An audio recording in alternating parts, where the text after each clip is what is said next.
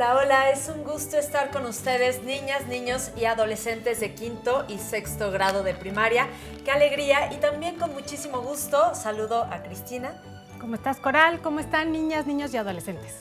Como ya sabemos, vamos a quitarnos nuestro cubreboca, a guardarlo en la bolsita, cuidando de no tocar ni la parte interna ni la parte externa. Y ahora sí vamos con una cápsula que nos tiene preparada Ajo listo para el correcto lavado de nuestras manos.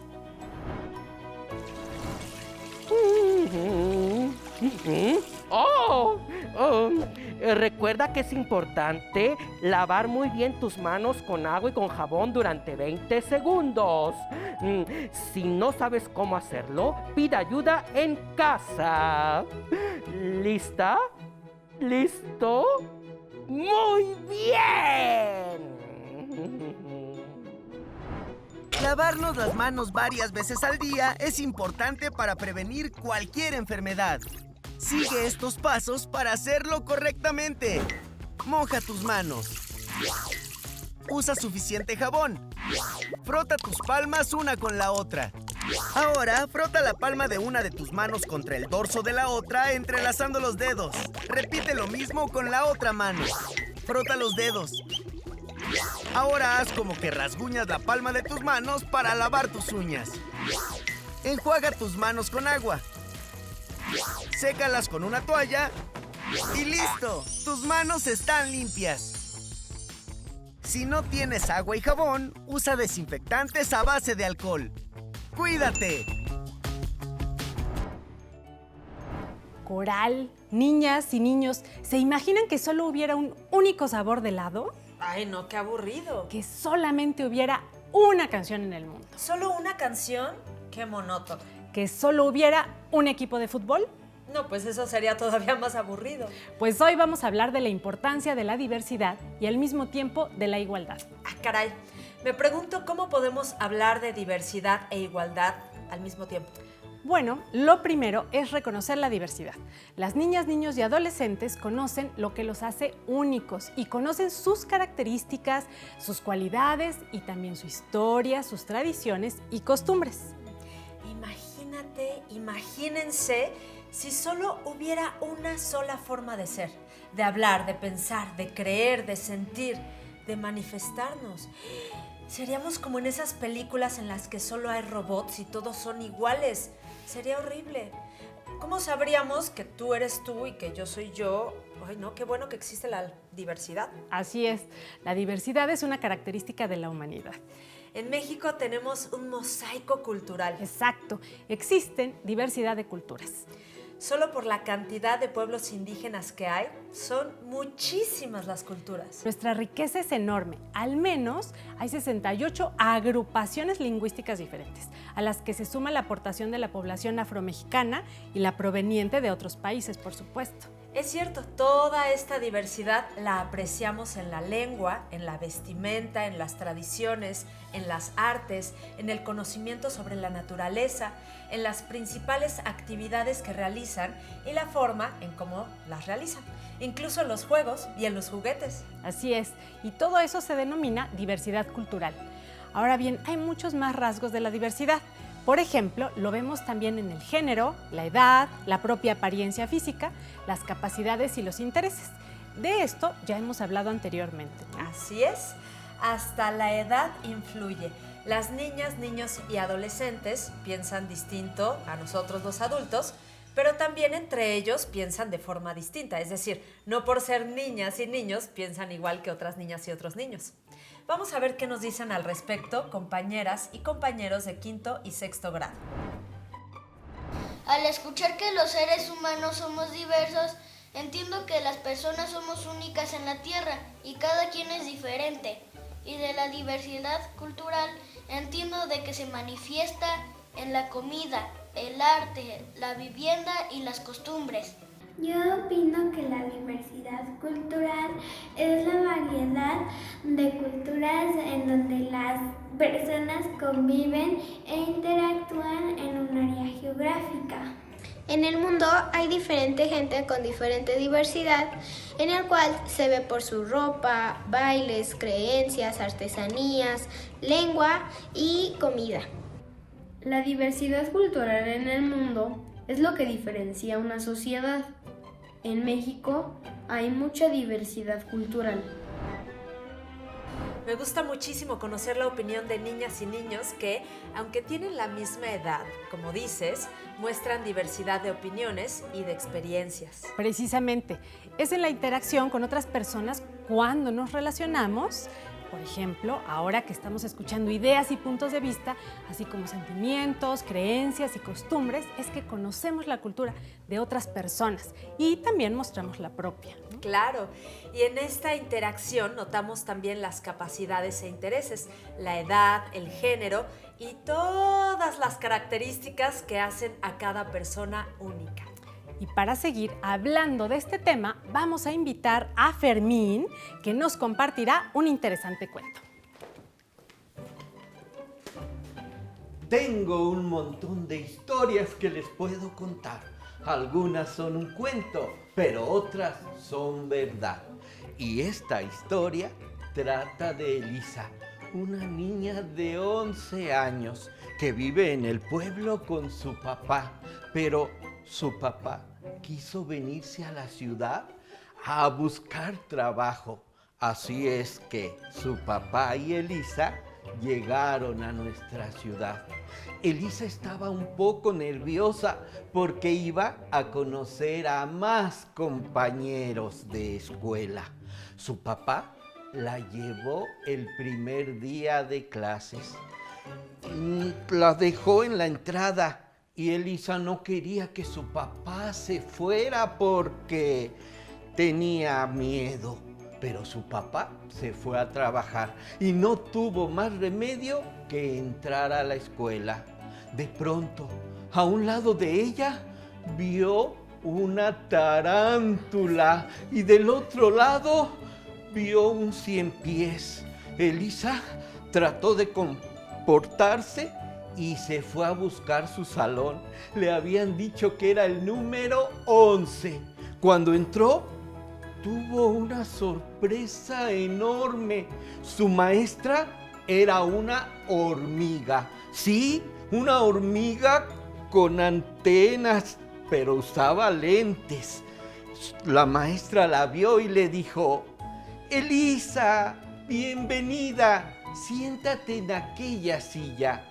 No sé cómo, Elisa comprendió. Se fue a sentar. Veía para todos lados. El compañero de enfrente era una luciérnaga. El de al lado, un gusanito medidor. Y así todos sus compañeros eran insectos. Ella pensó que algo raro pasaba y que tal vez ya estaba convertida en insecto. Pidió permiso y fue al baño. No tenía ganas, solo quería buscar un espejo. Cuando lo encontró, ¡ay, qué alegría! Todavía era ella, con 2 ojos, nariz, boca, 2 orejas y todo en su lugar. Se regresó a su salón. En el camino vio a un 100 pies y a una pulga. Entró al salón, veía cómo los demás abrían y cerraban cuadernos y libros. Nadie entendía por qué ella los miraba así y ella no sabía cómo comunicarse con ellos porque nadie hablaba su lengua. Solamente escuchaba de ellos como muchos silbidos, muchos ruiditos. Ella empezó a tener dolor de cabeza. Lo bueno fue que terminó ese primer día de clases y ella se fue a su casa. Su papá llegó más tarde y ella le platicó cómo se había sentido. Su papá le dijo: ay, hija, no te preocupes. Yo también, el primer día de trabajo, me sentí como un bicho raro. No, papá, nosotros no somos bichos. Nosotros somos normales. Los bichos son los demás. Mira, hija, el tiempo va a solucionarlo todo. Elisa se quedó pensando y así pasaron los días. Y cada día que pasaba, Elisa comprendía más a la araña, a la libélula, a la hormiguita que era su maestra. Y Elisa en ocasiones creía que ella era un bicho, o que los demás eran bichos, o a lo mejor que ella y ellos todos eran bichos, o ninguno. Pero ella sabía que lo que fueran, siempre se tenían que aceptar y respetar, y que en la diversidad estaba lo bonito. Unos eran más grandes, más pequeños, más gorditos, más flaquitos, pero todos eran únicos y todos nos deberíamos de apoyar y de aceptar. Y así termina esta historia. Colorado, colorín, esta historia llegó a su fin. Nos vemos la próxima. ¡Bravo! Muchas gracias. Imagínense vivir en un mundo de insectos. Bueno, de alguna manera, todos somos bichos. Todos distintos, pero bichos. Al fin y al cabo. ¿Sabes? Me gusta eso de que todos somos como bichos raros. Bueno, todas las personas somos únicas, diferentes y por tanto valiosas, pero es un reto que nos valoremos y que valoremos las diferencias, no solamente en función de nuestra forma de pensar y considerando nuestras características como las únicas valiosas. Si la única forma de relacionarnos con otras personas es viendo cuáles características no son como las nuestras o son diferentes, pues tenemos el riesgo de discriminar y excluir a otras personas. Y ahora vamos a ver este reportaje en donde las niñas y niños respondieron en una encuesta sobre la discriminación. ¿Quiénes viven más discriminación según los niños? 40% respondió a aquellos que no tienen la piel morena, 24% quienes tienen alguna discapacidad, 16% los indígenas. También se les preguntó por qué niñas, niños y adolescentes que viven con discapacidad son discriminados. 45%. La encuesta busca reconocer y colocar la voz de niñas y niños como parte de la opinión pública que debe ser convertida en acciones públicas. En México hay 32.8 millones de niñas, niños y adolescentes menores de 15 años de edad, que representan 27% de la población total. Qué impactantes los resultados de esta encuesta. Me sorprende que más de la mitad de las niñas y los niños hayan expresado que han vivido discriminación. Así es, desafortunadamente la discriminación es más frecuente de lo que podríamos pensar. Pero esto es muy grave. Es grave porque cuando se discrimina a una persona por su sexo, color de piel, condición económica, origen étnico, alguna discapacidad o por cualquier característica, se afecta su autoestima y se frena su desarrollo, es decir, que se daña su dignidad. Vamos a ver las siguientes situaciones cotidianas de discriminación. Yo soy Horacio, tengo 11 años y ando en silla de ruedas. En mi pueblo no hay rampas para que yo pueda desplazar en mi silla, así que no puedo asistir a muchas actividades a las que me gustaría ir. Yo he visto que en otros lugares hay muchas rampas, accesos, elevadores. Me gustaría vivir en un lugar donde me pudiera mover con mi silla por todos lados. Me llamo Andrea y tengo 12 años. Yo tuve que salirme de la primaria. No tenemos dinero. Tengo un gemelo que se llama Antonio. Mi papá dijo que como las mujeres no necesitábamos estudiar y había poco dinero, sería Antonio el único que seguiría estudiando. Así que él fue el que entró a la secundaria.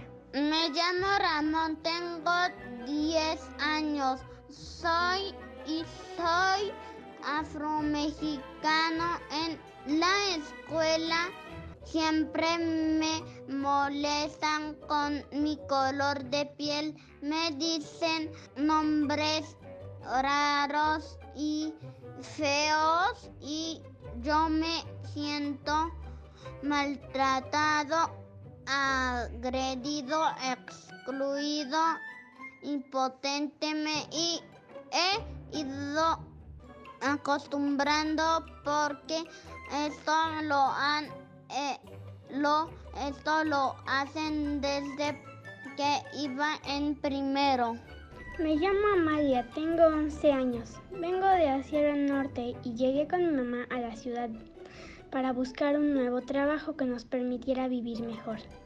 Desde que llegamos ha sido muy difícil todo porque nadie nos entiende. Y lo peor, parece que no nos quieren entender. No hay letreros en mi lengua y aunque somos una comunidad grande la que vive aquí, parece como si no existiéramos, porque no hay información en nuestra lengua y nadie la habla. A mí me gustaría saber qué es lo que podemos hacer para erradicarla. Bueno, pues lo primero es reconocer que existe la discriminación y que a veces con nuestras actitudes la generamos, pero hay situaciones que requieren más esfuerzo para erradicarlas. Por eso debemos estar atentos. Si alguna vez hemos escuchado ideas en nuestra familia o en nuestra gente cercana que discriminan a otras personas, hay que señalarlo para no seguir teniendo estas actitudes. De verdad es importantísimo. Por supuesto que sí. También hay que saber que el gobierno y la sociedad en su conjunto debemos trabajar en eliminar situaciones de discriminación y exclusión en todos los ámbitos, como por ejemplo tener los accesos necesarios para personas con discapacidad, brindar apoyo y orientación a las familias que siguen pensando que las niñas no deben de ir a la escuela cuando es su derecho, facilitar la señalización de tránsito, materiales informativos y todo lo necesario para personas que hablan alguna lengua indígena. Muy cierto, debemos hacer conciencia en todos nuestros ámbitos, es decir, desde la familia, en la escuela y por supuesto en nuestra comunidad, para que no haya discriminación ni exclusión, porque esto nos afecta a todas las personas como sociedad. ¿Y ustedes saben de casos de discriminación o exclusión? ¿Lo han vivido? Bueno, pues vamos a preguntarles a niñas y niños si tienen ganas de conocer más sobre estos importantes temas y sobre cuáles. Vamos a escuchar a las niñas y a los niños. Me gustaría saber más de respeto a la diversidad cultural, porque creo que sería bueno que todos conozcamos y respetemos las tradiciones, costumbres y lenguas de cada región.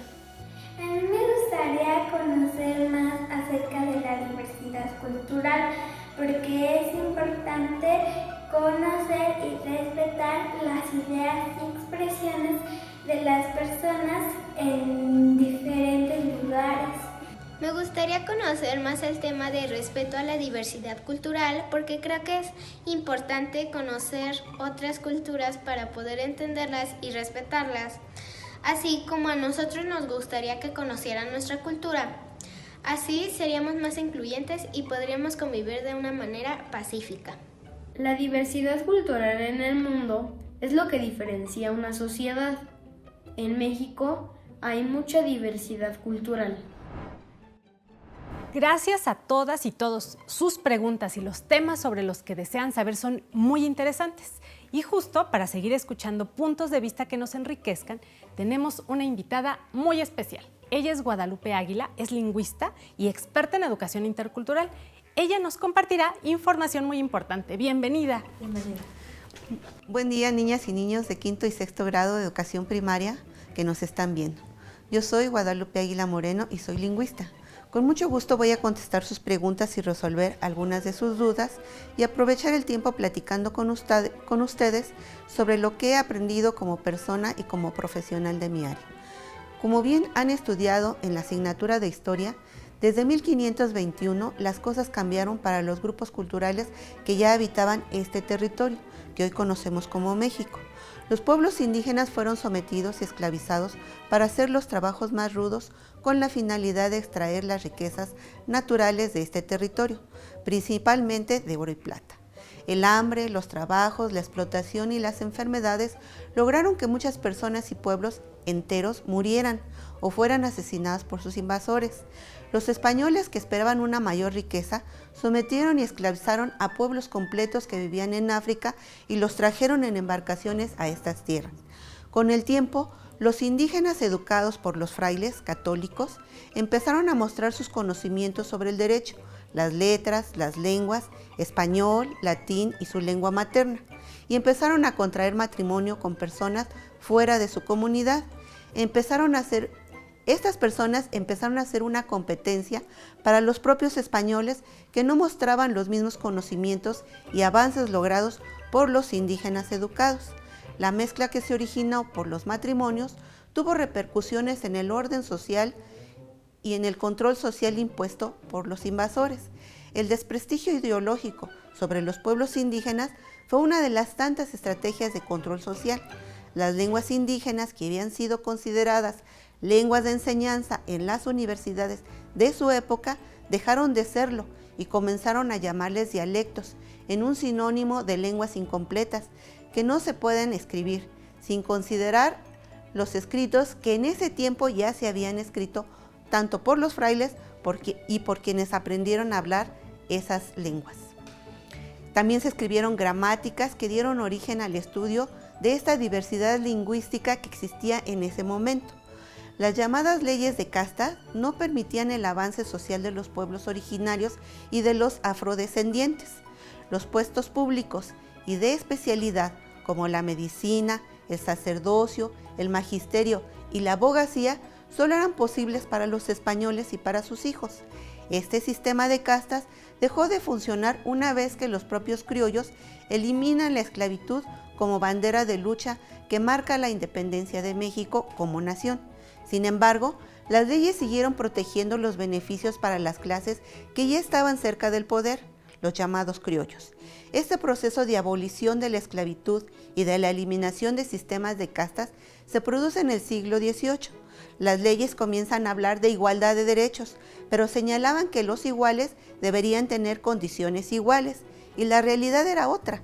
Las grandes poblaciones de indígenas y de afrodescendientes no tenían las mismas condiciones sociales y económicas por la desigualdad en la que estuvieron 300 años. Las formas ideológicas de desprestigio a la lengua, la cultura, el color de la piel siguieron funcionando como una manera de descartar la movilidad social, ejercer control social, es decir, que las personas indígenas o afrodescendientes no llegaran a tener un puesto público importante, mejores condiciones de vida, de salud o de servicios. Se limitó al reconocimiento social por su color de piel, por la lengua que hablan, por la forma de vestirse. Esto equiparó la pobreza económica a la pobreza cultural. Las culturas se miraron como un obstáculo para que esas poblaciones y la sociedad nacional se desarrollaran. La inteligencia de las personas y su desempeño social no están ligados al color de la piel, a la forma en la que visten o a la lengua en la que hablan. A partir del término de la Segunda Guerra Mundial, se empezaron a crear leyes que eliminaran estos fenómenos que causan daño a las personas y a las sociedades. Las naciones en el mundo, después de la Guerra Mundial, acordaron a través de convenios y declaraciones eliminar todas las formas de discriminación racial, la prevención y sanción de este fenómeno como un delito, como un crimen social. México ha trabajado mucho, pero aún nos falta mirar a los otros diferentes por el color de piel, por la lengua o por la forma que visten. Se vulneran sus derechos y nosotros tenemos que defenderlos como personas que son, especialmente de cambiar esas condiciones que los excluyen de gozar de sus derechos. Me ha dado mucho gusto compartir este espacio con ustedes. Hasta la próxima. Muchísimas gracias, Guadalupe Águila, por compartir con las niñas y con los niños. Muchas gracias por su colaboración. Como vimos, es necesario fortalecer el conocimiento que tenemos sobre discriminación y exclusión para que poco a poco podamos erradicar estas prácticas tan nocivas en nuestra sociedad. Además, la diversidad, como hemos visto, nos enriquece. Yo pienso que es importante establecer relaciones con personas de distintas culturas y creencias, porque así aprendemos y además abrimos nuestros horizontes. Por supuesto que sí, Coral. Y es importante que nos relacionemos, que convivamos, conversemos con personas de distintas culturas, porque eso en este espacio nos enriquece. Y bueno, pues nos enriquece también, en particular, la opinión de niñas y niños y adolescentes, porque sus puntos de vista también amplían nuestra visión de los temas. Y este intercambio siempre debe estar basado en el respeto entre edades y género, por ejemplo. Y ustedes, niñas, niños y adolescentes de quinto y sexto que nos ven, ¿por qué creen que establecer relaciones con personas de culturas distintas a la suya y respetarlas es importante? Vamos a ver qué nos contestan. Para mí es importante establecer relaciones con personas de diferentes culturas a la mía, para así enriquecer la cultura y que no desaparezca.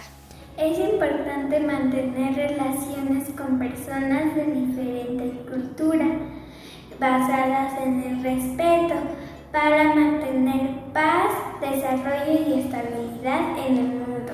Para poder tener una relación basada en respeto, tolerancia y diálogo. Es importante establecer relaciones con personas que tienen diferente lenguaje o cultura. ¿Por qué? Porque es una forma de aprender otros nuevos idiomas y otra nueva forma de expresar los pensamientos, y deben de respetarme como yo respeto a ellos. Vemos que las niñas, niños y adolescentes de quinto y sexto grado tienen muy clara la forma en cómo respetarnos. Bueno, y para finalizar este diálogo, me gustaría que viéramos el siguiente video sobre la importancia de la igualdad. Claro, porque habíamos hablado de la diversidad, pero no de la igualdad. Verás que sí habíamos hablado de la igualdad, Coral, pero en este video creo que nos va a quedar más claro. ¿Sobre igualdad social? Pues yo entendí que lo importante es que tenemos el derecho a ser reconocidos como iguales. De acuerdo, pero voltea a tu alrededor y dime si en la realidad crees que todos somos iguales. Esta comunidad, como todo México, es un país con grupos de personas muy distintos. Entonces, ¿en qué somos iguales? En México, es un derecho humano el respeto a la diversidad y la diferencia, y en todo el país coexisten diversas culturas. Un principio constitucional es el de igualdad, que también es un derecho humano. Es necesario señalar que el principio de igualdad establecido en nuestra Constitución reconoce y respeta que somos diferentes y tenemos derecho a esas diferencias. Es ante la ley que todos somos reconocidos como iguales y contamos con los mismos derechos. El artículo 4 de la Constitución mexicana homogeneiza a las personas respecto a sus derechos y obligaciones, tanto a hombres como a mujeres. Esta igualdad es jurídica y política. Los derechos humanos contemplados en la Constitución se traducen en libertades civiles y derechos políticos de las personas a las que se les reconoce como ciudadanos, a quienes las leyes buscan homogeneizar en su diversidad. Es importante recordar que un derecho humano no toma en cuenta las diferencias sociales, como riqueza, propiedad, sexo, religión, ideología, discapacidad, preferencia sexual o de cualquier otro orden. Creo que en este video queda muy clara la idea de que las personas somos diferentes y al mismo tiempo somos iguales.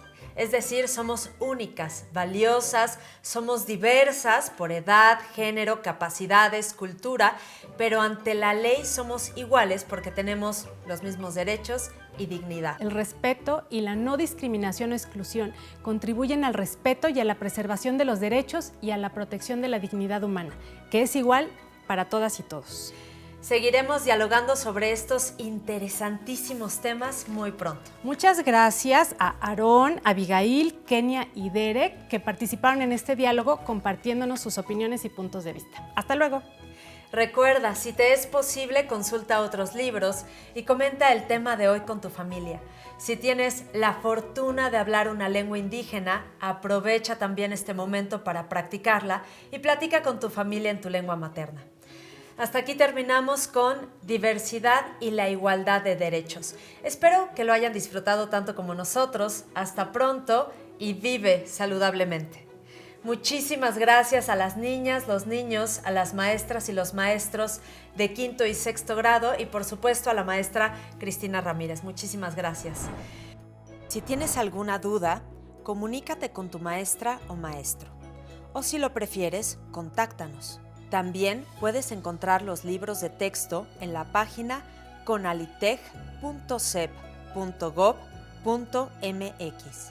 Si quieres volver a ver los programas Aprende en Casa 2, los puedes encontrar en la siguiente liga: